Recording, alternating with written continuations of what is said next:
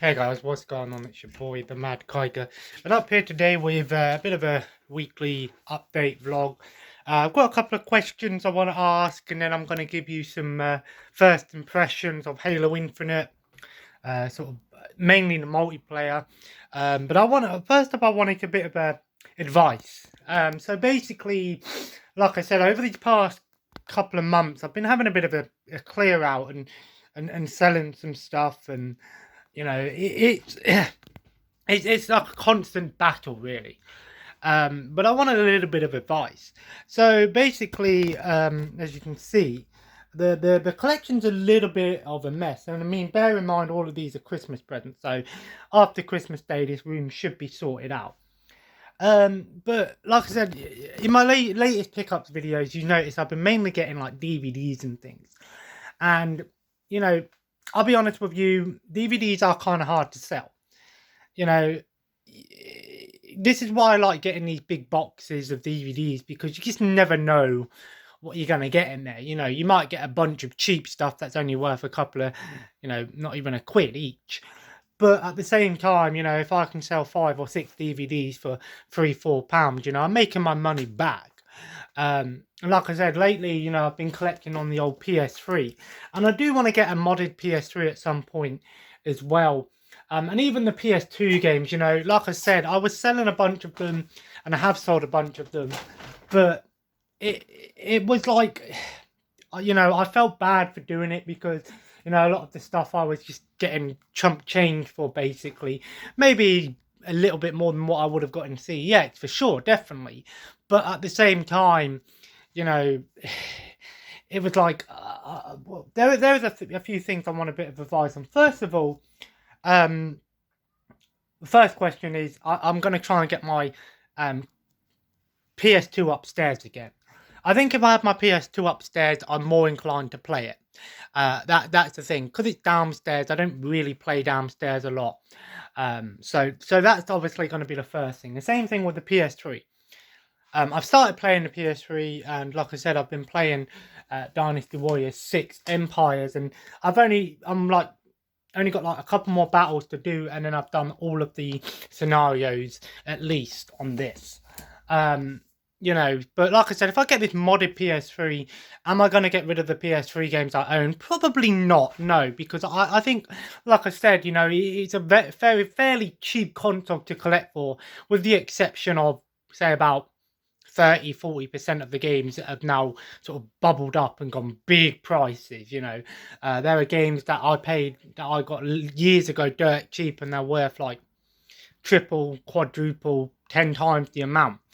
And the thing is, like, PS3 and PS2 and Xbox, it's kind of like a hit or a miss when it comes to selling. It's only there's a certain amount. The only way you're really going to make good money on cheap games that you get like in a bundle is selling them as a bundle, or perhaps selling them a car boot sale, which I have thought about doing next year.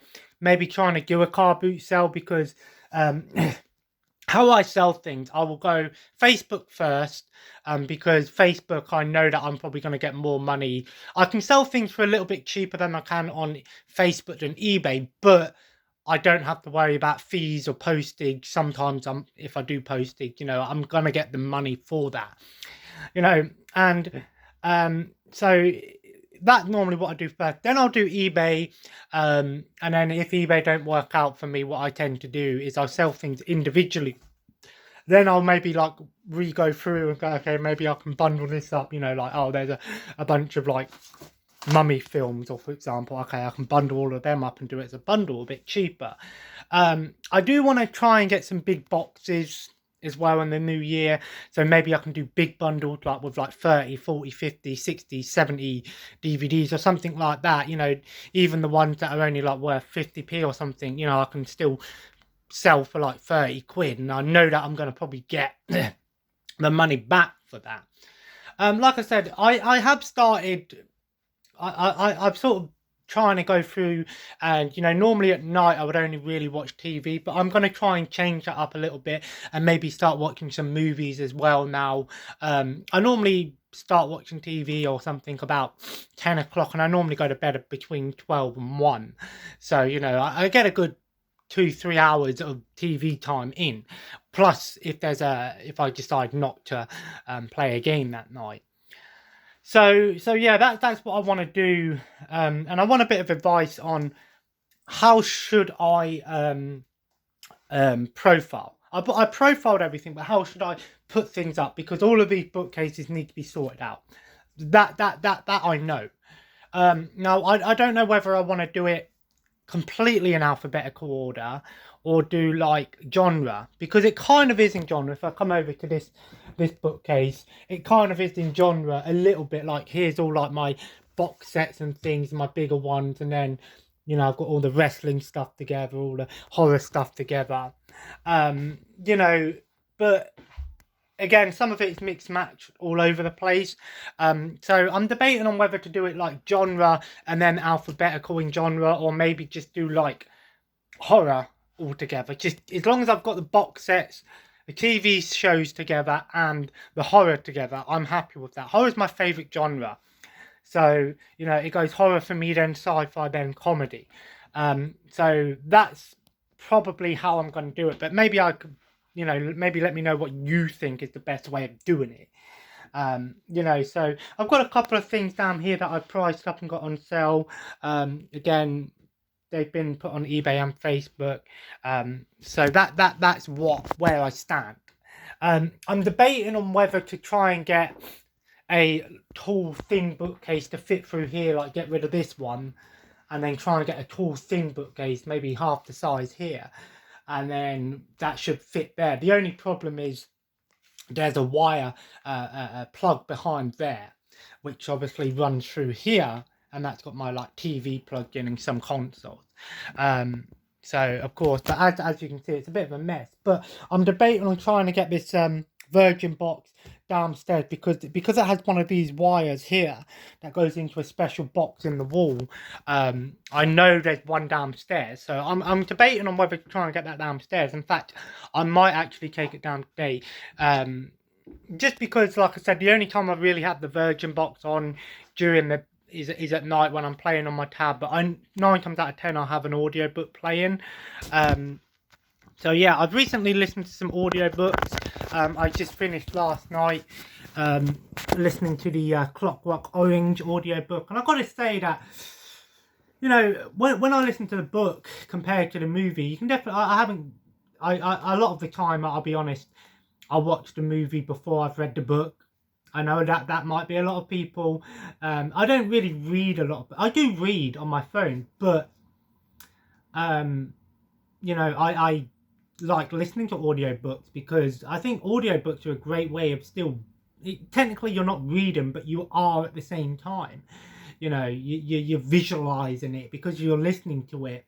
You know, you haven't got a movie or something in front of your face, so you're visualizing a lot of it. But that was really good. I really enjoyed that book.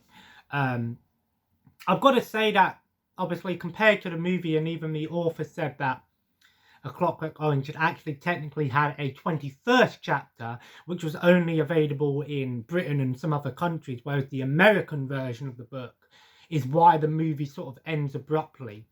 And I want to do some more movie reviews next year. I want to try and get some more reviews and game reviews and things doing. I'll probably do a Dynasty Warriors 6 Empires review at some point. I've done all the other Dynasty Warrior games reviews, so why not that one, I guess.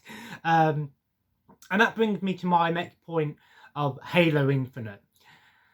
I'm going to be honest with you, I haven't played the campaign yet. I've got some pros and I've got some cons so far.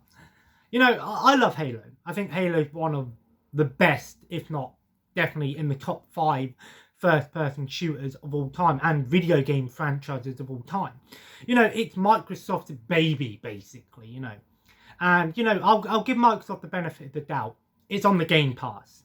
Okay, so before I go into my rant, it's on the Game Pass. But you've still got to think, if you were buying the Game Pass just for Halo Infinite, you're basically paying over £130 to £140 a year just for Halo Infinite. So technically, if you want the Game Pass just for Halo Infinite, it's actually cheaper to buy Halo Infinite than it is for the Game Pass. If you know, but of course the Game Pass is worth having because there's a ton of new games and day one games and stuff. And I've already talked in depth about the Game Pass and why I think it's one of the best things Microsoft have done. And of course, we know that Sony might be countering this next year with Project Spartacus, which if it does, I'm going to be pretty hype about it because, you know, being able to play some PS1 and PSP games on the PS4 will be awesome. But if I do get this modded PS3, I'm going to be able to do that either way. So, but I digress. That's not what I'm talking about. So I'm going to start off by saying I haven't played the campaign yet. I'm going to finish off Dynasty Warriors 6 Empires first, and then do the campaign, which I'm debating on whether I want to finish Dynasty Warriors 6 Empires tonight and then start, so I can start Halo Infinite tomorrow, or do I want to watch a show? I might flip a coin and see. I might just do Dynasty Warriors just so I can finish it off, because I've only got like 8 more battles to do to conquer it. I've just been smashing it with Lu Bu. But anyway, Halo Infinite. So I haven't played the campaign yet. My biggest gripe, first of all, with the campaign, no co-op. The co-op is coming, I know this, but at the same time, it's really what your preference is. Not everyone plays co-op, and I understand this. But every other Halo game that's been released has had a co-op campaign from the start. Whether or not you played a co-op campaign, it's had a co-op campaign from the start. So that was my biggest gripe, you know. Of course, we got the multiplayer first, then the campaign, which, again, you know, I guess some people don't play the Halo for the campaign, and I understand this. But, you know, that's just how it was done. Technically, the multiplayer that came out first was like a beta, so I'll give them the benefit of the doubt on that one. But, you know, that was a big minus for me off the bat. I know we're going to get it. Maybe there's some fine-tuning they need to do because of the campaign being sort of like a mix between Halo and Far Cry, from what I've heard, because it's sort of like open world-esque. You know, it's open-ended, open world. There's like bases you can conquer and all these different things you can do in it. Which straight off the bat, you know, when I heard about this, and that's what I've been told, I'm excited for it. I really am. But, you know, for me personally, I don't understand why they couldn't have put co-op in to begin with. Maybe there's some fine-tuning they need to do. But like I said, you know, if it's going to be like Far Cry, even Far Cry has co-op campaigns. So all you need to do is put in like a tethering system. If you're too far away from your co-op partner, you know, they just get teleported to you. It's quite a staple in these open world games, you know. So I don't understand why they didn't do it. Maybe they wanted people to experience it on their own first. Maybe they're going to do some co-op, exclusive co-op things in the game later on. Then maybe add some co-op exclusive missions or something. Maybe there'll be like raid bosses or something like that that's exclusive to co-op. I don't know. We don't know yet. That's what I mean. It's only not long just come out. So my experience has mainly been the multiplayer. And I want to start off straight off the bat by saying I'm really enjoying it. I do enjoy it. You know, I think it's a great multiplayer. I was playing some last night and I got like 25 kills and I was like, I was on a roll, you know. I'm not the biggest multiplayer gamer, but when I do play some multiplayer Halo, I think Halo's just a great game. I want to start off by saying that I enjoy it. I think it's great, but there are a couple of things that I'm a little bit disappointed on. Of course, first up is obviously the co-op campaign not being in the game yet. The second thing is, you know, the battle pass. I'm going to be honest with you. Yes, the game's on the Game Pass, but I've already said this. Technically, you're paying $11.99 a month. And if you were only buying the Game Pass to play Halo Infinite, you're still paying more than what the game's worth. So, yeah. The game, so basically the battle pass is like, works out about £15 for each battle pass. And let's say they do a battle pass every 2-3 months. You know, it's still working out about nearly another £60 a year for the battle pass. And yes, it's all cosmetics. You know, it's not pay to win or anything. It's all cosmetics. So again, it's kind of like, do you want to pay the extra for the cosmetics or don't you? But my biggest gripe with this is every other Halo game that's come out and that's had customization. So if we go back to Halo Reach, for example, that game, the customization was all done on like a credit system, and I don't remember being able to purchase credits. I don't remember being able to do that. You might have been able to, I don't know. But everything in that game was grinding. So you could play the game for 6 hours and only get enough credits to buy one piece of armor. But at the same time, you were rewarded. This is what I hate. Nowadays, it's like cosmetics don't do anything for the game, but it makes you feel pretty awesome. When you've got a cool looking character for a game that you're passionate about, you know, that's your sort of going, okay, I've put plenty of time into this. This is my reward, basically. And the fact that, you know, it's kind of like, okay, if you haven't got the £15 a month to purchase the battle pass, you're not going to get a lot of this cool stuff, unfortunately, which is ridiculous. Now, again, it's still early days. They might fix this in the future. They might go, okay, some of the stuff that was in the previous battle pass that's gone for this season will come back in like an individual store, which you can earn credits for from winning games or something like that. But for me personally, I just think it's ridiculous that, you know, people can use the argument, oh, it's on the Game Pass. But again, I've already just said this, you know, you're not losing a lot of money, Halo, by getting, you know, this game through the Game Pass. And you need that extra bit of money. I mean, even like Call of Duty and stuff, is Battle Pass is, you know, I know the last Halo game, Halo 5, was a loot box system, but those loot boxes, you could earn the credits quite easily within the game. And yes, it was loot boxes, not Battle Pass, so it wasn't guaranteed stuff. But at the same time, you still got a bit of a reward for playing it. Whereas in this one, you know, you're not getting huge rewards, you're not getting cool stuff. And even the colours, there's hardly any colours for your Spartan, and I think this is ridiculous. If you're going to have like cool colour schemes, I can understand that being purchasable, but basic colours is ridiculous. Even Halo 1, you know, had every colour available for each player. You know, it's just stupid if I'm being honest with you. So this isn't me ranting about Halo. This is sort of me sharing what I've experienced so far. Like I said, the campaign I've heard nothing but good things about. The multiplayer is great. It's a lot of fun. Halo's great. It's back. It was worth the wait, definitely. And if you're thinking about getting a new Xbox series just to play Halo, then I'd recommend it, definitely, for sure. But here's a couple of things that I would think Halo should do, Infinite should do within the next year or so. Because bear in mind, this game is basically the next 10 years for Halo, basically. We know this. This isn't like Call of Duty where they release a new one every year. Halo doesn't come every year. The new Halos come every like 5, 6, 7, 8 years. You know, so, you know, Halo 5 was basically the Xbox One's Halo game, and so was Master Chief Collection.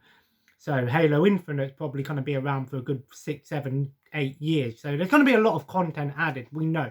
So there's a couple of things that I want to see added. First of all, co-op campaign is an obvious one. But if we're going to do co-op campaign, I'd like to see some exclusive stuff to co-op campaign. Some stuff that you can't do within the single player campaign. Which means that the waiting for co-op campaign was kind of worth the wait, basically. Another thing I want to see is obvious. It's an obvious one. Firefight. Firefight was one of my favourite modes in the other Halo games. Halo Reach, Halo ODST. Firefight definitely needs to come back. I really enjoyed Halo 5's PvE modes, where you would like call in drops and things and you get cards and stuff. I really enjoyed that. Some people didn't like it, but I did. So I hope we get Firefight in some sort of other modes like that, co-op PvE mode, maybe Spartan Ops, or, you know, exclusive co-op missions and things like that. The second thing I want to see is a rehaul of the customization system. I really think there should be some customization options that people who don't want to pay the battle pass should have the option of being able to get coins instead of challenge swaps in order to buy these pieces of armor instead. I think that would be, even if you got like 100 coins every, 10 or 10 battles or something like that, or even with the challenges you get coins instead of XP. So that's just one thing I think could do. And the third thing is kind of an important one: community creations. Community creations was a staple in Halo. Forge World in Halo Reach was amazing. I spent many hours in Forge World, and yes, you can do sandbox mode in Halo Infinite. I haven't messed around with it too much, but at the moment, as it stands, there's not really any community creations, at least that you can just find. I would love them to just put in community creations and Forge World options, and then people can just download other modes. I want to see Indiana Jones mode come back, and Griffball. We need Griffball. So some new modes, a overhaul of the unlock customization system, and of course some extra co-op stuff. But that's just my rant about Halo Infinite. I still think it's a great game. I'm really enjoying it so far, and I'm looking forward to starting the campaign. I'll probably start it tomorrow, actually. I think I'm going to finish off Dynasty Warrior 6 tonight, just so I'm finished with it, and then start Halo tomorrow in the day. So, and then obviously go from there and things like that. So anyway, if you enjoyed today's video, feel free to leave a like and of course comment below. Let me know what you think of Halo Infinite. Have you got it? Do you play it? And if you want to play it sometime, hit me up. I'll definitely I'm a decent player. I'm not the best, but I'm decent enough. 25 kills in a match was my best stat so far. And let me know about the DVDs. How should I organize them? I think I'm probably going to go with TV and box sets. TV shows all together, horror stuff all together, and then Blu-rays all together, and then everything else just in alphabetical order. So even if you've got westerns with next to a comedy, it don't bother me. But that's just my opinion. And as always, guys, subscribe if you haven't already, and join the family. Follow me on Twitter, Instagram, and Twitch at the Mad Kygo. And as always, have a nice day, and I'll see you probably, if I don't see you between now and Saturday, I'll see you on Christmas Day. Thanks a lot. Have a nice day.